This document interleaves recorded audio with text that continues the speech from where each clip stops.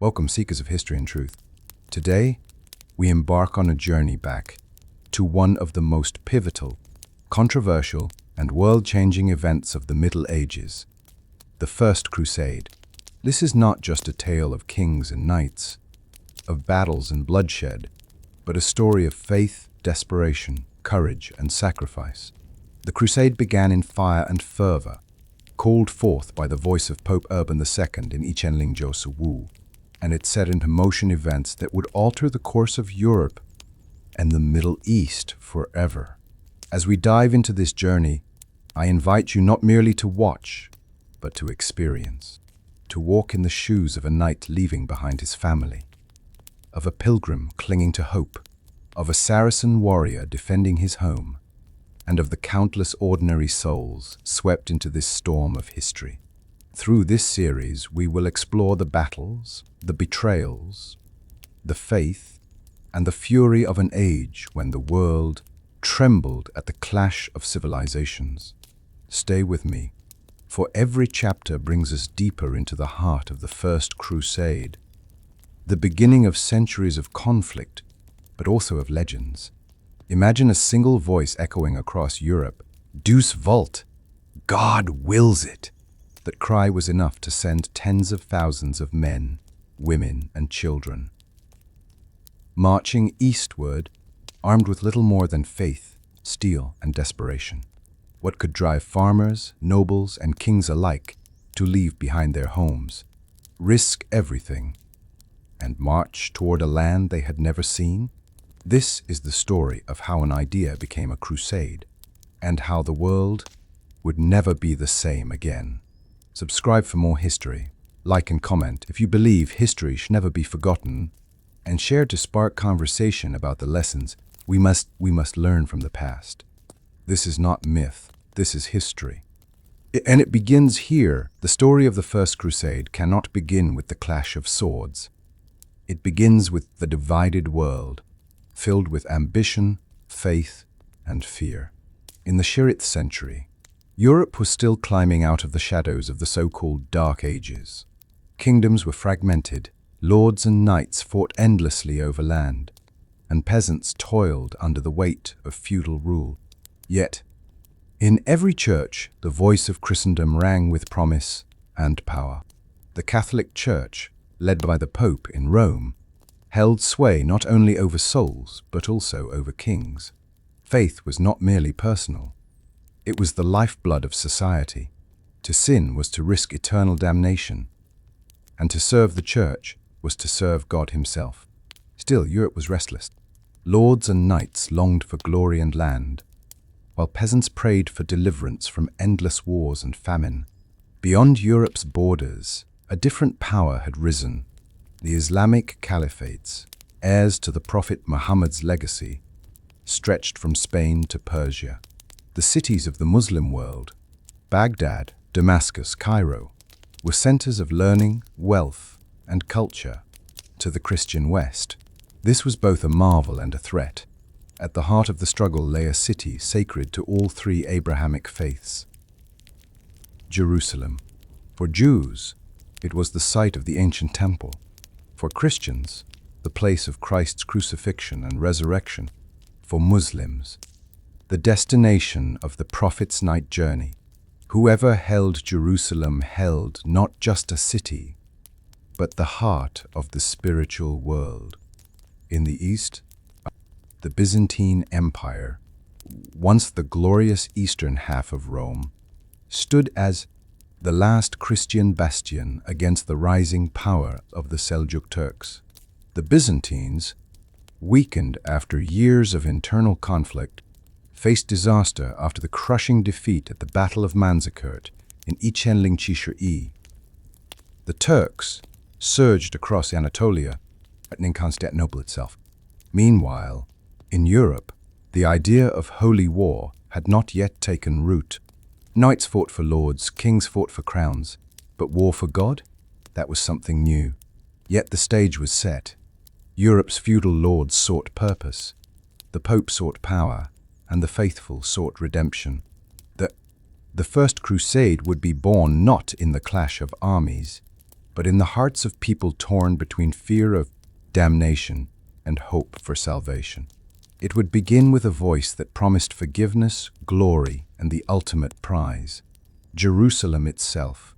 The world before the Crusades was a fragile balance: kingdoms in turmoil, empires on the brink, and a holy city waiting to ignite the greatest clash of faiths the world had ever seen. To understand the First Crusade, we must first understand the world that rose to meet it. In the 6th century, on the sun-scorched edges of empires, a new faith kindled in Arabia and spread with astonishing speed: Islam, proclaiming the oneness of God and the prophethood of Muhammad, unified fractious tribes and offered a clear moral vision stitched with law, prayer, and community. Within a single lifetime after its birth, the banners of believers flew from the sands of Arabia to Dot, the banks of the Nile, and the hills of Syria. The early caliphates, first the Rashidun, then the Umayyads, later the Abbasids, did more than conquer. They governed. They wove together lands once held by Rome and Persia into a lattice of roads, treasuries, courts, and markets.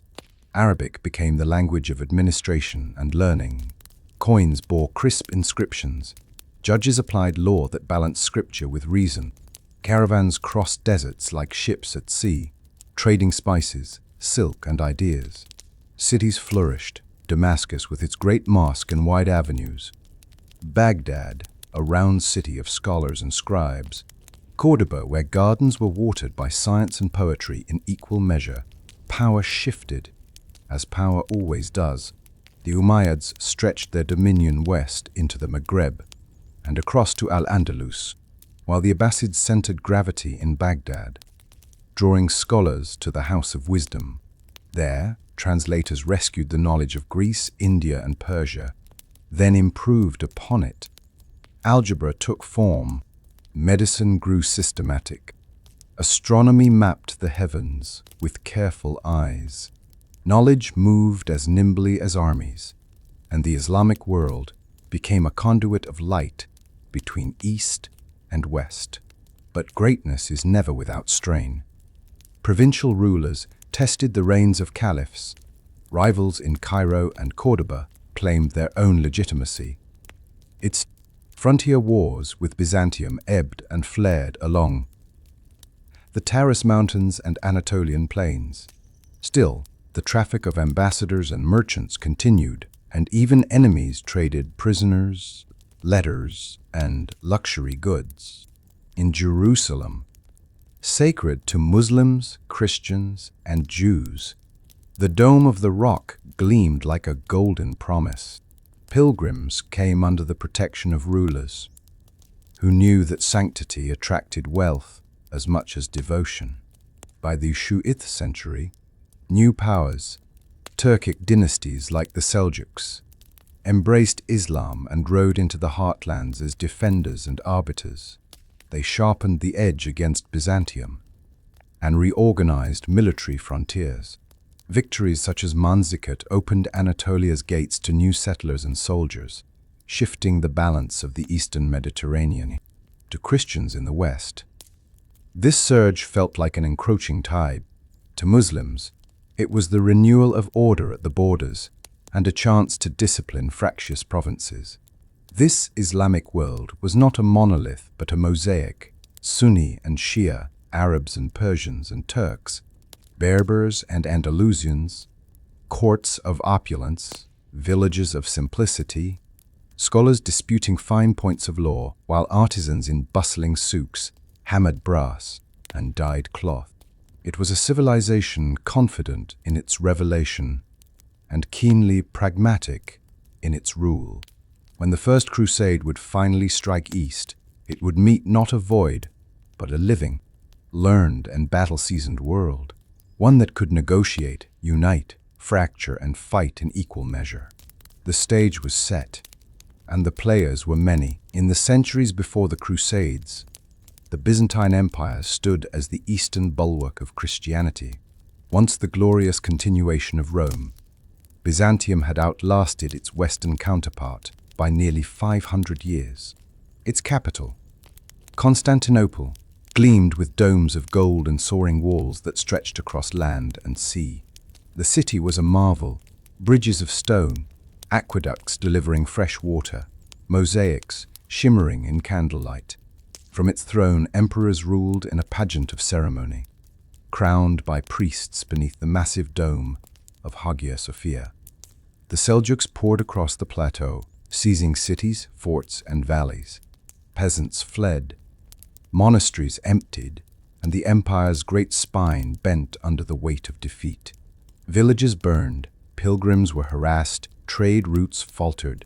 Constantinople, once the unchallenged queen of the East, now stood in fear of encirclement.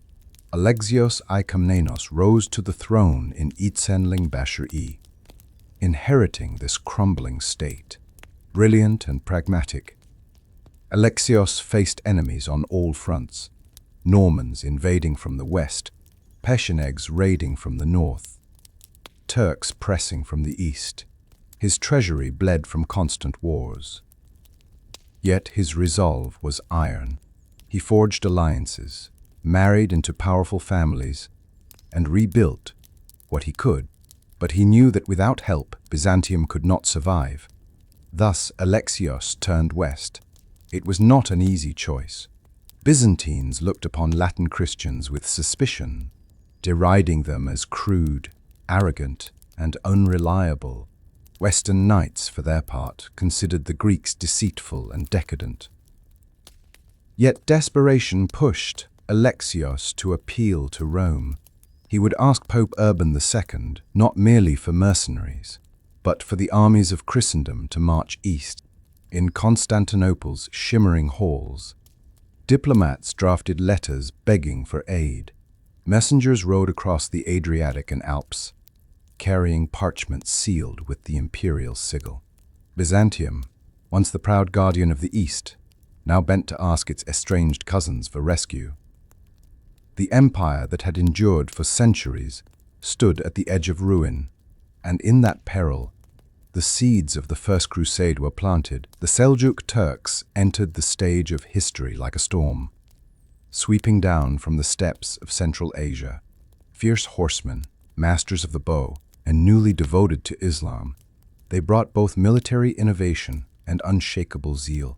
By the mid-Sarith century, they had surged into Persia and Mesopotamia, becoming guardians of Sunni orthodoxy and protectors of the Abbasid Caliph. In Baghdad, with their rise, the balance of power in the Near East shifted dramatically.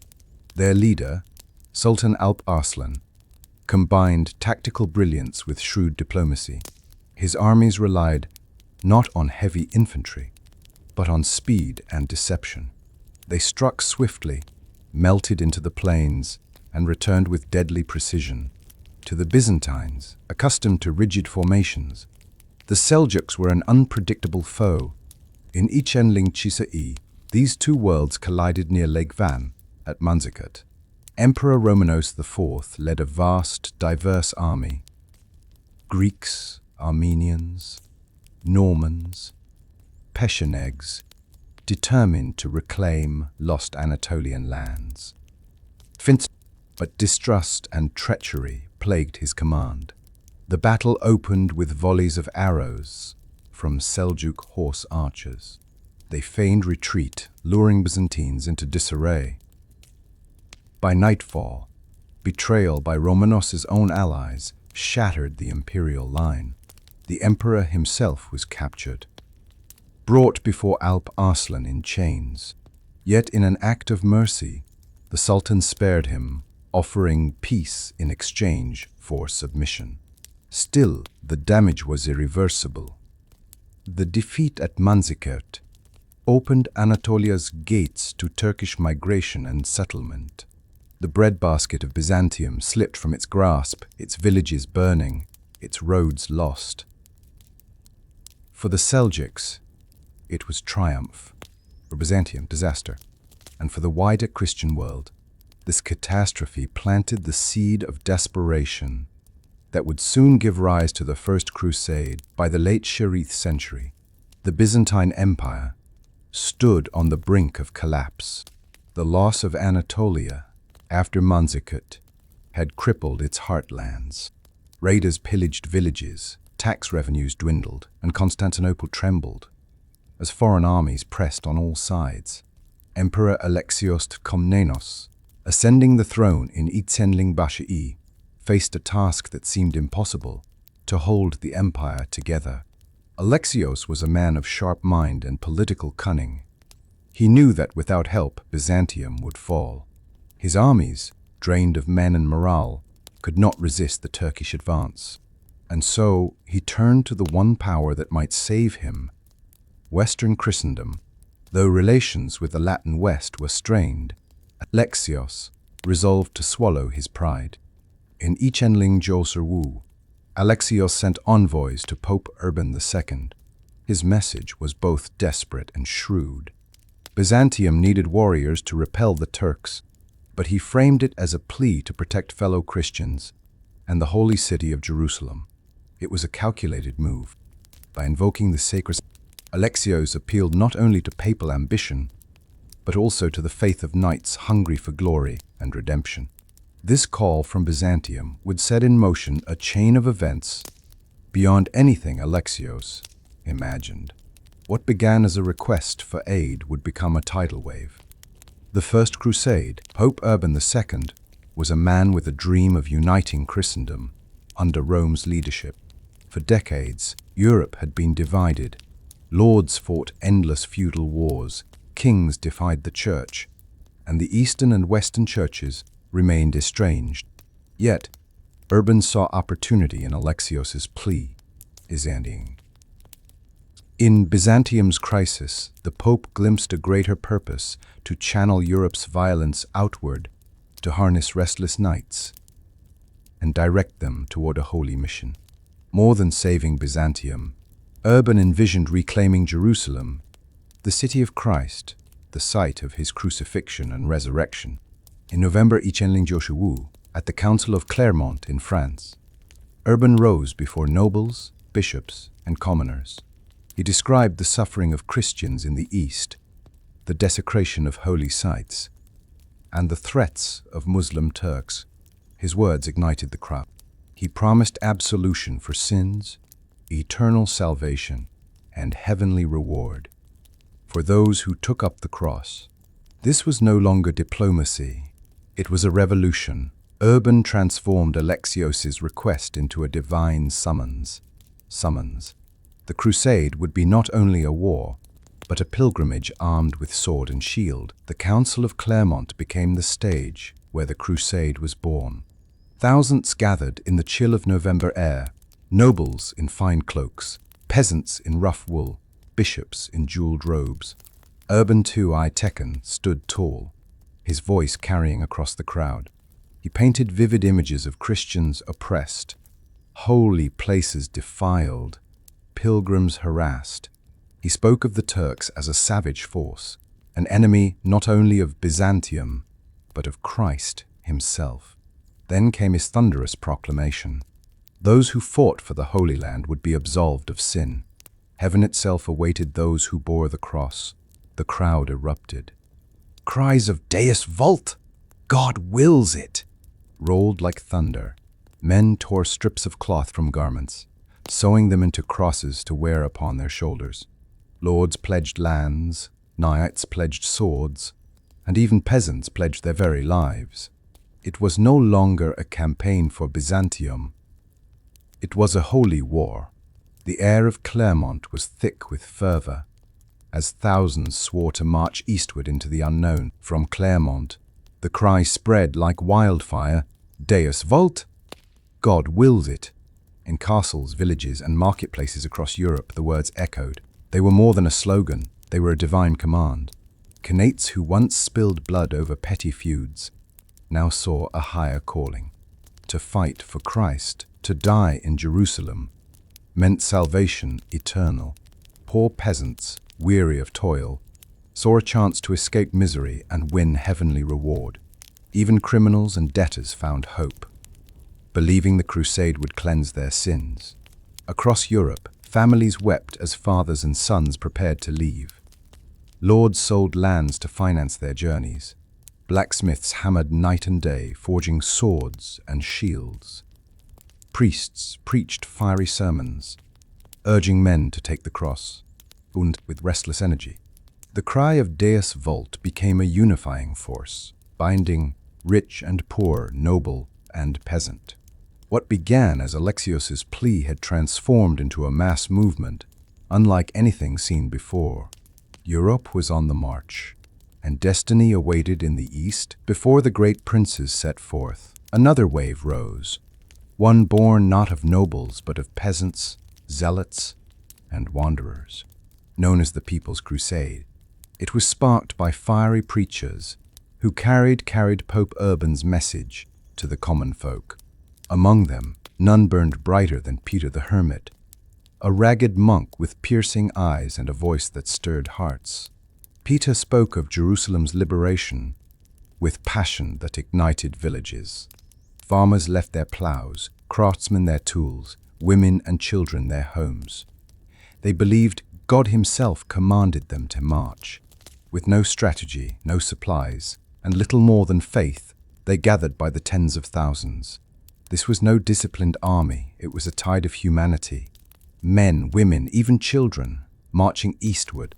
Their banners were crude crosses stitched from scraps. Their weapons farm tools repurposed for war. Hunger and hardship followed them. But their zeal was unshakable. The People's Crusade would become both a miracle and a tragedy. Their journey was the raw expression of devotion, faith untempered by strategy, courage unguarded by reason. They would be the first wave east, and their fate would foreshadow the hardships to come. Peter the Hermit became the unlikely leader of thousands. Thin and weathered, he traveled on a small donkey, surrounded by adoring followers who believed him touched by God. His charisma transformed ordinary villagers into pilgrims, ready to die for the Holy Land. They marched eastward through Germany and Hungary, singing hymns and chanting Deus Vult. Yet their fervor often turned violent. Lacking discipline, bands of crusaders attacked Jewish communities along the Rhine, seeing them as enemies of Christ. Entire neighborhoods were massacred, a dark stain on the Crusade's beginning. As the horde pressed onward, hunger gnawed at them. They plundered towns for food, angering locals who saw them as little more than armed beggars. Yet Peter pressed forward, promising miracles and heavenly reward. His words kept them moving. When reason might have turned them back, the People's Crusade was a vision of unbridled faith. Yet it carried seeds of chaos. Peter believed God would provide victory, but in truth, his flock was marching toward disaster. The March of the People's Crusade became a spectacle across Europe. Tens of thousands moved eastward, clogging roads and overwhelming towns. For rulers along the route, they were both a curiosity and a threat. In Hungary and the Balkans, their presence sparked clashes with locals who resented their plundering. Still, their zeal could not be contained. Families trudged alongside wagons, priests sang hymns, and makeshift banners flapped in the wind. To them, each step was pilgrimage, each hardship a test of faith. Yet their lack of discipline invited disaster. Many starved, some deserted, and others were killed in skirmishes with locals. By the time they reached Byzantine territory, their numbers had thinned. To Emperor Alexios, this was not the disciplined army he had requested. It was a horde of ragged pilgrims. He provided ships to ferry them across the Bosporus. He sped, eager to move them quickly into Asia Minor and out of Constantinople's streets. Their arrival in Anatolia would mark the beginning of tragedy, as faith alone could not withstand the Seljuk storm. One of the darkest chapters of the People's Crusade unfolded in the Rhineland. Fueled by religious zeal and led by reckless preachers, mobs of crusaders turned their fury not only toward Muslims abroad, but toward Jewish communities at home. In cities like Worms, Mainz, and Cologne, thousands of Jews faced violence. Homes were looted, synagogues burned, families murdered. Some were forced to convert at sword point. Others chose martyrdom rather than renounce their faith. Bishops tried to shield them, but often lacked the power to restrain the mobs. For the Crusaders, it was seen as cleansing Christendom before marching east. For the victims, it was terror and tragedy. This wave of pogroms left scars that would endure for centuries, a reminder that the crusade carried both faith and fanaticism. While many crusaders saw themselves as soldiers of God, their actions revealed a darker truth, that unchecked zeal could unleash cruelty as great as any battlefield. As the People's Crusade moved on, Europe itself was left shaken by the violence it had birthed. When the People's Crusade finally crossed into Asia Minor, they carried little more than zeal. Thousands poured across the Bosporus, eager to reclaim lands for Christ. Yet, their lack of discipline quickly revealed itself. They plundered villages, Christian and Muslim alike, igniting fury among allies and enemies. The Seljuks, seasoned warriors, watched carefully. When the Crusaders advanced into their territory, Sultan Kilij Arslan struck with precision. His cavalry surrounded the untrained mob near Sivatot in October Ichen Lingjosalup. Arrows rained down. Panic spread, and the Crusaders broke. Few had armor, fewer still had proper weapons. The slaughter was merciless. Entire groups were cut down or captured. Peter the Hermit, absent in Constantinople at the time, returned to find his flock destroyed. What began with fiery passion ended in ashes and blood. The fall of the People's Crusade was a grim warning. Faith without preparation could not stand against hardened warriors. Yet this disaster did not end the crusade. It only cleared the stage for the princes of Europe, who were already gathering their armies. While the People's Crusade ended in ruin, the true might of Europe was still assembling. The Crusade of the Princes was composed of powerful lords, each bringing knights, soldiers, and retainers. Unlike the peasants, these were men of war. Chief among them was Godfrey of Bouillon, Duke of Lower Lorraine, a devout knight with unshakable faith. Alongside him came his brothers, Baldwin and Eustace. Bohemond of Taranto, a Norman warlord hungry for glory, gathered hardened soldiers. Raymond of Toulouse, wealthy and pious, brought a massive contingent, guided by a vow of devotion. Hugh of Vermandois, brother of the French king, added prestige to the venture. Each prince had different motives: faith, land, power, redemption. But all took the cross, binding themselves to the cause. Their preparations were immense, gathering supplies, negotiating with local rulers, and rallying thousands of men-at-arms. By Itzenling-Joshalup, Europe thundered with the sound of armies on the move. This was no mob of peasants. It was an organized tide of steel. The leaders of the First Crusade were as diverse as Europe itself. Each man embodied a different vision of the Holy War. Godfrey of Bouillon was the ideal knight, pious, steadfast, beloved by his men. He sought no crown, only to defend the faith. His younger brother Baldwin was ambitious, eager for lands and titles. Bohemond of Taranto, a Norman adventurer, carried the blood of Viking raiders, cunning and ruthless. He saw the crusade as an opportunity to carve out a realm in the east. His nephew Tancred mirrored his ambition but tempered it with chivalry, becoming one of the crusade's most admired figures. Raymond of Toulouse, older and wealthier than the rest, commanded vast resources. His devotion to God was genuine, yet his pride sometimes bred conflict. Hugh of Vermandois, though less formidable, lent royal prestige to the cause. Together, They formed a coalition not of unity but of necessity. Each sought glory, salvation, or dominion. Yet all marched under the cross. Their rivalries would test the crusade, but their combined strength would drive it forward. By late 1000, the great armies of the princes began their march toward Constantinople. From France, Germany, and Italy they came, crossing rivers, mountains, and hostile territories. Each contingent traveled separately, converging on the Queen of Cities. The journey was harsh.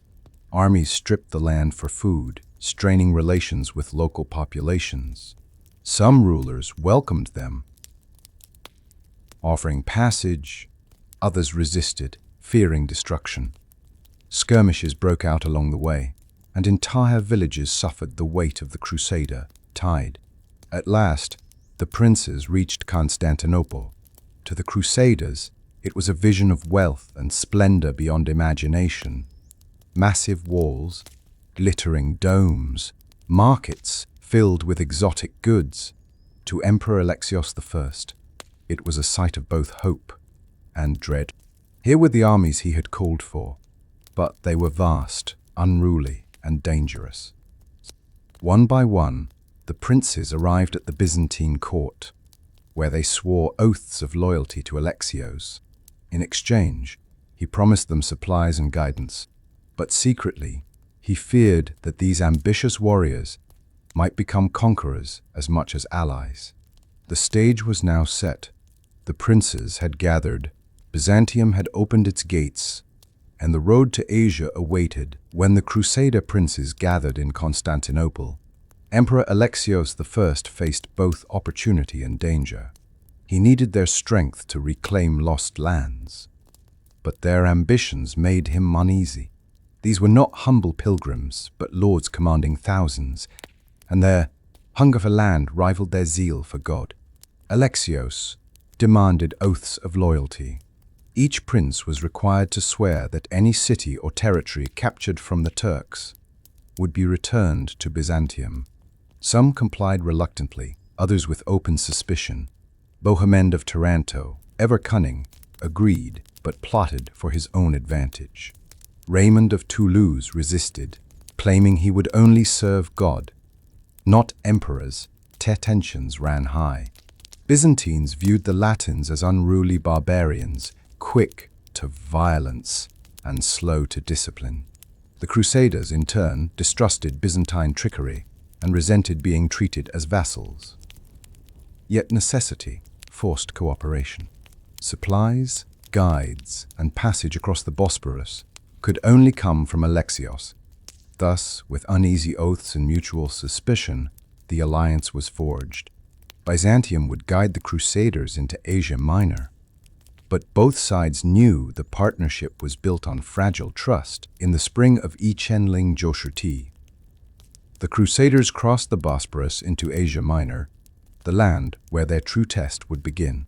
Byzantine ships ferried them across the strait, carrying knights, horses, and endless supplies. For many, it was their first step onto foreign soil, a land of scorching plains, hostile cities, and unseen enemies. Marching under the blazing sun, the Crusaders encountered burned villages and empty fields left by the Seljuks. Food was scarce, water scarcer still. Yet morale burned high. Pilgrims sang hymns, priests carried relics, and banners with crosses fluttered above armored ranks. Constantinople faded behind them as they moved deeper into enemy territory. Byzantine guides led the way, but distrust lingered between allies. Every mile forward meant further dependence on each other, and further from safety. Their first target lay ahead, the city of Nicaea, stronghold of the Seljuks. The Crusaders would not simply pass through Asia Minor. They would begin their campaign with siege and battle.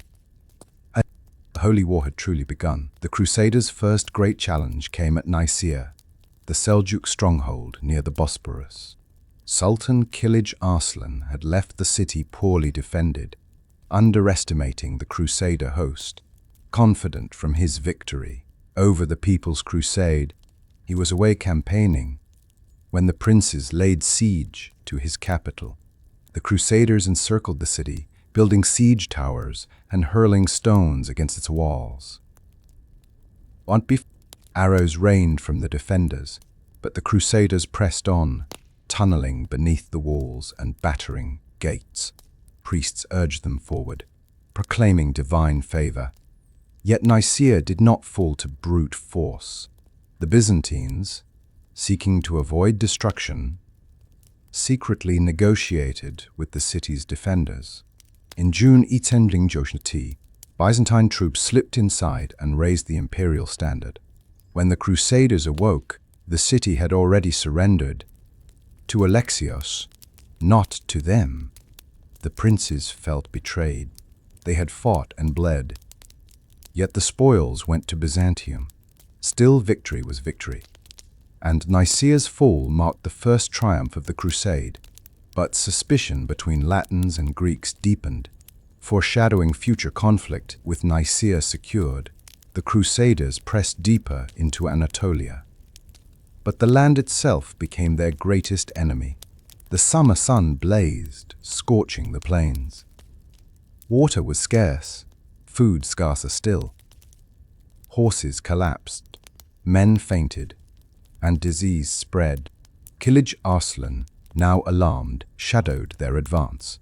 Seljuk cavalry harassed the columns, striking at stragglers and supply lines before vanishing into the hills. The Crusaders, burdened by heavy armor and poor coordination, struggled against these elusive foes, marching eastward, discipline frayed. Some princes argued over strategy, Bohemond urging bold pursuit, Raymond urging caution, Godfrey mediating between them. Yet the march continued. Driven by faith as much as necessity, priests carried relics at the head of columns, reminding soldiers of their holy mission. Hymns rose across the plains, mingling with the cries of the wounded.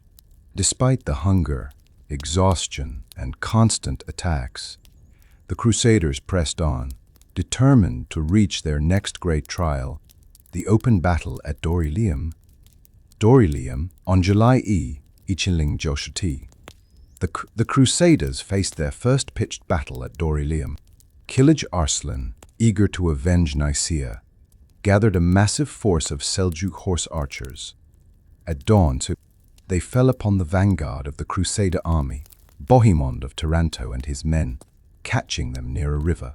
Arrows rained down in endless waves. Crusaders raised shields in desperation as horses collapsed beneath them. Panic threatened to unravel the line. Women and children traveling with the army huddled behind wagons as Seljuks encircled them. But the Crusaders held just long enough. Godfrey of Bouillon, Raymond of Toulouse, and other princes arrived with reinforcements. Charging with lances lowered, knights thundered into the Seljuk ranks. The tide turned in. The Seljuks, unprepared for such resistance, broke and fled across the plains. Victory at Dorylaeum saved the crusade from annihilation, yet it was bought with sweat and blood. For the first time, the Crusaders proved they could withstand the fury of the Seljuks. After Dorylaeum, the Crusaders pressed deeper into Anatolia, but victory brought little relief. The land was scorched and barren. Seljuks burned fields, poisoned wells, and abandoned villages to deny supplies. Under the blazing summer sun, men collapsed from thirst, and animals died by the hundreds. Hunger gnawed at the host. Horses, essential for knights, perished, leaving warriors to march on foot. Many crusaders resorted to eating roots, leaves, or the flesh of pack animals. Disease spread in the sweltering camps. Morale wavered, and whispers of despair haunted the ranks. Yet faith sustained them. Priests carried relics high, and processions of barefoot pilgrims prayed aloud, asking God for mercy. Songs rose in the desert air, mingling with the groans of the weary. Every step was seen as a test of devotion, every hardship a path toward redemption. Against impossible odds, the Crusaders endured. Their suffering became their identity. Warriors of Christ, purified by hunger and thirst, pressing on toward the holy city. In October 1080, the Crusaders reached Antioch, one of the great cities of the East. Towering walls and mighty towers stretched for miles, a fortress said to rival Constantinople itself. To take it was essential. For without Antioch, the road to Jerusalem remained closed. The siege began. But it was unlike any battle the Crusaders had known. Months dragged on as winter set in. Supplies ran dry, and men starved in the shadow of the city's walls. Many deserted, others sold their weapons for food. The besiegers built wooden towers and catapults, only to see them burned by the defenders. Inside Antioch, provisions also dwindled. Both sides endured hunger and disease. Yet the Crusaders' resolve never broke. Bohemond of Taranto, ever ambitious, plotted to claim the city for himself, secretly negotiating with a traitor inside. The siege of Antioch was not just a contest of steel. It was a war of endurance, treachery, and sheer willpower. For 8 long months, the Crusaders clung to their hope of deliverance. Antioch became the crucible in which the crusade would be tested. So, by June 1080, after months of starvation and despair, the Crusaders' fortunes turned through treachery. Bohemond of Taranto, unwilling to see Antioch handed back to Byzantium, struck a secret bargain with an Armenian guard named Firuz. In exchange for promises of reward, Firuz agreed to open a gate. One night, under cover of darkness, Crusaders scaled the walls and stormed through the gate, Firuz unbarred. Chaos erupted within Antioch as defenders scrambled. But by dawn, the great city had fallen, not through siege engines, but through betrayal. Bohemond claimed Antioch for himself, defying his oath to Emperor Alexios. His boldness sowed divisions among the princes, yet his power now rivaled them all. Still, their triumph was short-lived. Only days later, a vast Muslim relief army surrounded Antioch. The Crusaders, who had entered as victors, found themselves besieged inside the very walls they had captured. The fall of Antioch revealed the Crusade's dual nature, holy devotion entwined with ambition and betrayal. It was a victory wrapped in treachery, one that would test their unity as never before. Trapped within Antioch's walls, starving and surrounded by a massive Muslim army, the Crusaders seemed doomed. Morale plummeted. Some leaders spoke of retreat, others of surrender. Then a strange event changed everything. A poor priest named Peter Bartholomew claimed to have received visions of Saint Andrew. He declared that the Holy Lance, the spear that pierced Christ's side on the cross, was buried beneath the floor of a church in Antioch. Desperate for hope, the Crusaders began to dig. For days they toiled until Peter emerged, holding a rusty spearhead. Many believed it a miracle, a sign that God had not abandoned them. Priests lifted the relic high, declaring divine favor upon the army. Songs filled the streets, and despair gave way to fiery zeal. Soon after, the Crusaders charged out of Antioch's gates and struck the besieging Muslim forces. Inspired by the Holy Lance, they fought with renewed fury. Against overwhelming odds, they routed the enemy. Antioch was saved, and the crusade survived. To the faithful, the Holy Lance was proof of God's will. To skeptics, it was a convenient trick. Yet whether miracle or fraud, it rekindled the spirit of the crusade. After surviving Antioch, the Crusaders rested and regrouped. Yet their true goal lay further south, the holy city of Jerusalem. Messengers spread word the time had come to march. The journey would be long and harsh. Armies had dwindled after battles, disease, and desertion. Still, the princes gathered their remaining forces. Leaders debated strategy, but all agreed they must reach Jerusalem before rival armies rallied. News of the approaching Crusaders spread across the Levant. Muslim rulers, divided among themselves, prepared defenses, but struggled to unite. Meanwhile, the Crusaders organized supply lines, gathered wood for siege engines, and prepared themselves spiritually with fasts and prayers. The march to Jerusalem was more than a campaign. It was a pilgrimage of blood and faith. Every soldier knew they might die, but each step brought them closer to the city of Christ in early Untrained. The Crusaders left Antioch and moved south through Syria and Palestine. Their path led through scorching deserts, barren hills, and hostile lands. The heat was relentless, water scarce, and supplies often stolen or withheld by wary locals. Men staggered under the sun, lips cracked from thirst. Horses and donkeys collapsed in the dust. Yet, the Crusaders pressed on, driven by their vision of Jerusalem. Every mile tested their endurance. But their faith burned brighter than their suffering.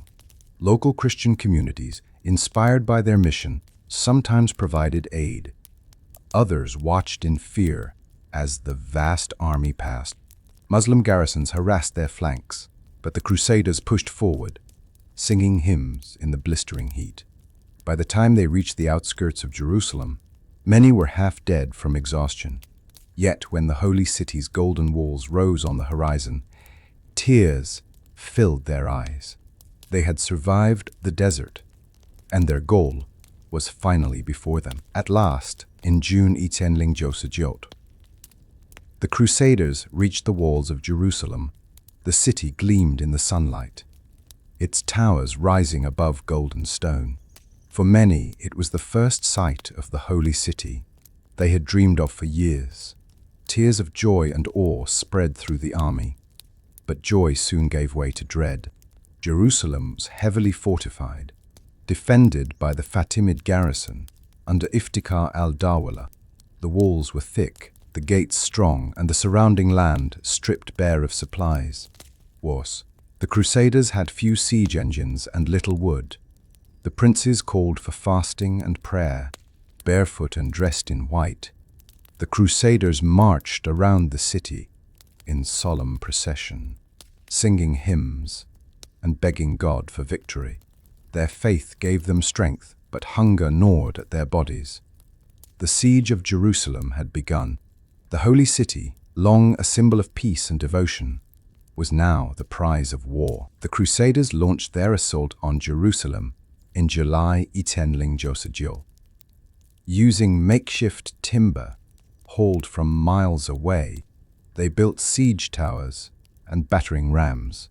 Under blazing sun, men pushed the towers forward as defenders hurled stones, arrows, and boiling oil from above.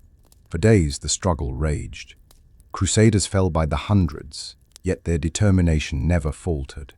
At last, on July 2, Godfrey of Bouillon led his men atop a siege tower. Crossing a drawbridge, they breached the walls. Crusaders poured into the city, opening gates for their comrades. What followed was brutal. Streets ran red as the Crusaders slaughtered defenders and civilians alike. Churches and mosques were stormed, treasures looted, and survivors enslaved. The Holy War had reached its bloody climax. Amid the carnage, Crusaders wept with joy. They prayed at the Church of the Holy Sepulchre, believing their suffering had been redeemed in victory.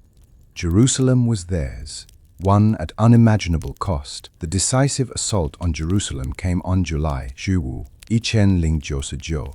For days, siege engines battered the walls, while defenders hurled stones and fire. At dawn, Crusaders launched their final push. Godfrey of Bouillon positioned his great siege tower against the northern wall. Under cover of archers, his men wheeled the massive structure forward, despite arrows and boiling oil raining down.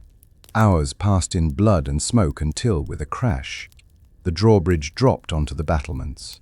Godfrey led the charge, sword in hand, and his knights poured onto the walls. Once the breach was made, the city fell swiftly. Crusaders surged through gates, overwhelming defenders and storming into streets. Shouts of Deus Vult echoed as the holy city was taken by force. Whence, the final assault on Jerusalem was not only a victory of Copt arms, but the climax of years of suffering and devotion. For the Crusaders, it was proof that God had guided their steps. For the city's inhabitants, it was terror and ruin. When the Crusaders poured into Jerusalem, the city erupted into chaos. Streets once filled with merchants and pilgrims became rivers of blood. Muslims and Jews alike were slaughtered, many seeking refuge in mosques and synagogues that soon burned. Chroniclers described horror: defenders cut down, civilians butchered, and flames consuming holy places. Yet amid the carnage, Crusaders fell to their knees, weeping with joy. They believed they had liberated the holiest city in Christendom. Knights, stained with blood, marched barefoot to the Church of the Holy Sepulchre. There they prayed, many collapsing from exhaustion, convinced they had fulfilled God's will. For them, the massacre was divine justice. For the victims, it was catastrophe beyond words. The fall of Jerusalem was both triumph and tragedy. Holy victory mingled with unimaginable cruelty. With Jerusalem taken, the Crusaders faced a new question: who would rule the holy city? The princes gathered in council. Some argued for a king, others for a spiritual protector. Ambition clashed with piety, and rivalries threatened to divide their fragile unity. Ultimately, the Crusaders agreed to create a Kingdom of Jerusalem, a Latin Christian state built upon conquered lands. Castles were erected, garrisons stationed, and laws written. The holy city became the capital of this new realm, defended by knights sworn to protect it. Yet victory was fragile. Muslim powers remained nearby, and Byzantine claims loomed. Still, the Crusaders celebrated. After years of suffering, Jerusalem was theirs, and a new kingdom stood at the heart of the East. The Crusaders offered the crown of Jerusalem to Godfrey of Bouillon, the hero of the final assault. Yet Godfrey, a man of deep faith, refused to wear a golden crown where Christ had worn a crown of thorns. Instead, he accepted the title Defender of the Holy Sepulchre as ruler. Godfrey balanced piety with pragmatism. He fortified Jerusalem, appointed lords, and established law. His rule was short but decisive. He set the foundations of the new kingdom. To the Crusaders, Godfrey embodied the ideal knight: humble, devout, and courageous. Chroniclers hailed him as a holy leader chosen by God. His legacy would inspire future crusaders for generations. Though often overshadowed by knights and princes, women played vital roles in the First Crusade. Many accompanied their families, enduring the same hunger, thirst, and danger. Some carried supplies, tended to the sick, or prepared meals in camps. Others marched beside their husbands, sharing the hardships of pilgrimage. Women also defended themselves and others. Chroniclers recorded accounts of women hurling stones during sieges or wielding axes. In moments of desperation, their courage was remembered even amid the brutality. For noble women, the crusade offered both trial and influence. The states left behind in Europe. Others, like Adela of Blois, corresponded with their husbands, encouraging them to remain faithful to the cause. And the role of women revealed that the crusade was not only a knightly endeavor, but a movement of entire families and communities. Their endurance, sacrifice, and courage were woven into the fabric of the journey. For the Muslim and Jewish inhabitants of Jerusalem, the Crusader conquest was catastrophe. When the city fell, thousands were slaughtered. Mosques and synagogues became scenes of horror, their congregants killed or enslaved. The Fatimid governor, Iftikhar al-Dawla, surrendered after a valiant defense but was allowed to leave safely. Others were not so fortunate. Chroniclers describe massacres so great that the streets ran red. Survivors were forced into slavery, while others fled east to tell of the Christian terror. The Jewish community, long rooted in Jerusalem, was nearly annihilated. Many were burned alive inside synagogues where they had sought refuge. To the Crusaders, this was divine judgment. To the victims, it was devastation without mercy. The fall of Jerusalem created a legacy of hatred. For Muslims and Jews, it was remembered as a day of fire and blood. For Crusaders, it was proclaimed as holy victory. This gulf of memory would fuel centuries of conflict. The Crusaders had set out as pilgrims, bearing crosses on their shoulders, swearing to reclaim the Holy Sepulchre. Yet in victory, they became conquerors. Jerusalem was no longer merely a destination of prayer. It was a kingdom forged by sword and fire. Some knights still saw themselves as humble pilgrims. They walked barefoot through holy streets, prayed at sacred shrines, and vowed to defend the city as God's chosen warriors. But others sought land, titles, and wealth. Castles were built, fiefs granted, and power divided. No. The tension between pilgrimage and conquest defined the new kingdom. Was it a holy shrine defended by guardians, or a Christian empire carved into Muslim lands? To the Crusaders, perhaps it was both. Salvation earned through war, a kingdom sanctified by blood. This contradiction would linger, shaping the Crusades to come. The First Crusade left behind a legacy, both glorious and grim. For Europe, it was hailed as a miracle, a pilgrimage that had achieved the impossible. Preachers proclaimed it proof that God's will guided Christendom. Knights returned home as heroes, their names etched into legend. But the cost was immense. Tens of thousands had perished along the way. Peasants, nobles, women, and children. Entire communities in Europe and the Levant were scarred by massacres. The Holy War had bound Christendom together, but it had also sown hatred that would endure. In the East, the conquest of Jerusalem was remembered not as liberation, but as catastrophe. To Muslims and Jews, it was a day of terror and fire. For Byzantium, it was a mixed blessing, lands reclaimed, but also new tensions with Latin allies who had become rulers. The legacy of the First Crusade was complex, triumph and tragedy, faith and fanaticism, unity and betrayal. It would echo through history, shaping relations between East and West. For centuries, the fall of Jerusalem shocked the Islamic world. Cities across the Middle East mourned, and outrage spread in sermons and poetry. How could the city of the Prophet's night journey fall to foreign invaders? At first, Muslim rulers remained divided. The Seljuks, Fatimids, and other dynasties quarreled among themselves. Yet the Crusader conquest planted seeds of unity. Scholars and imams preached that Jerusalem must be reclaimed, that jihad was now a sacred duty. Warriors began rumors to rise, vowing to resist the Latin kingdoms. Though immediate counterattacks faltered, the memory of Jerusalem's fall lit a flame that would not be extinguished. In time, leaders like Zengi, Nur ad-Din, and Saladin would carry this torch, shaping the wars of the future. The First Crusade was not the end of the struggle.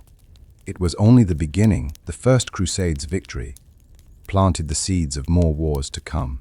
For Europe, it was proof that faith could conquer the impossible. Preachers urged more crusades, knights longed for new glory, and pilgrims dreamed of journeying to the Holy Land. But the Latin kingdoms were fragile, surrounded by powerful Muslim states, short on manpower and reliant on reinforcements from Europe. They could not stand alone forever. Every fortress they built, every road they patrolled, reminded the East that outsiders ruled in Jerusalem. Back in Europe, the Crusade became legend. Songs, sermons, and chronicles spread tales of Godfrey, Bohemond, and the holy victory. Kings and popes alike looked eastward, seeing both opportunity and divine calling. Thus, the First Crusade did not end in Saint-Gilles. It began a cycle of holy wars that would shape the next 2 centuries. The First Crusade was one of history's most extraordinary movements. It began with a sermon in France and ended with bloodshed in Jerusalem. Along the way, it revealed the heights of human faith and the depths of human cruelty. For the Crusaders, it was a triumph of devotion, a pilgrimage turned victory. They endured hunger, disease, and battle, convinced that God walked beside them. For Muslims and Jews, it was catastrophe, a wave of invaders who brought fire and destruction to their sacred city. The Crusade united Europe in common cause, yet it also deepened divisions between East and West, Christian and Muslim, faith and reason. Its legacy would echo for centuries, shaping wars, cultures, and memories. In the end, the First Crusade is a mirror. It reflects humanity's longing for meaning, our capacity for courage, and our weakness for violence, cloaked in holy purpose. It was a journey of faith and fury, and its human cost remains a lesson etched into the stones of Jerusalem. Thank you for joining me on this epic journey through the fires of faith and fury, where the destiny of nations was shaped, and the echoes of battles still resound through history. The First Crusade was more than a clash of armies. It was a collision of worlds, of beliefs, of dreams, and of despair. It was the birth of kingdoms, the rise of legends, and the beginning of centuries of struggle that defined an era. But beyond the swords and shields, it was the human spirit, hopeful, desperate, courageous, that shines through. Men and women of every station left behind all they knew, chasing a vision of salvation, honor, or survival. Some found glory, others found only the grave. As we reflect on their journey, we are reminded that history is not just dates and names, but lived experiences, laughter, tears, sacrifice, and ambition. The First Crusade is a mirror, showing us both the heights of human faith and the depths of human cruelty. If this journey moved you, stay with me for more stories where history comes alive, where the past speaks, and where we learn what it means to be human.